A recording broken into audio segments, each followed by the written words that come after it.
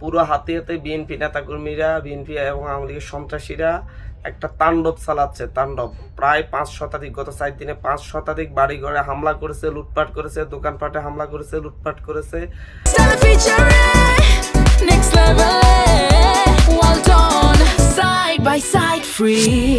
না, অনেক মহিলাদেরকে নির্যাতন করেছে। তার মধ্যে আজকে আমি ধর্ষণের খবর পেলাম, সানন্দী ইউনিয়নে দুইটা ধর্ষণের ঘটনা ঘটেছে। শুধুমাত্র শাপলাগুড়িতে ভোট দেওয়া তাদের অপরাধ। এই ব্যাপারে প্রশাসনকে বারবার বলার পরও প্রশাসন কোনো ধরনের অ্যাকশন নিচ্ছে না।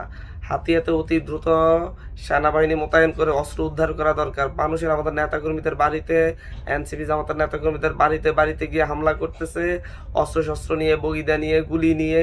এটা একেবারে ভয়াবহ অবস্থা শুরু হয়েছে হাতিয়াতে। এই তাণ্ডব থেকে হাতিয়ার মানুষকে রক্ষা করতে হবে। আমি সরকারকে বলবো, প্রশাসনগুলো অতি দ্রুত হাতিয়াতে অস্ত্র উদ্ধার অভিযান চালু করতে হবে। এবং যেভাবে আমাদের বোনদেরকে 2018 সালের ঘটনার মতো 2018 সালে ধানের শীষে ভোট দেওয়ার কারণে একজন নারীকে ধর্ষণ করা হয়েছে, এবং বর্তমানে 2026-এ এসে 24-এর গণ অভ্যুত্থানের পরে শুধু শাপলাগুলিতে ভোট দেওয়ার কারণে 2 জন নারীকে ধর্ষণ করা হয়েছে। এর চাইতে ভয়াবহ, নিকৃষ্ট আর কি হতে পারে?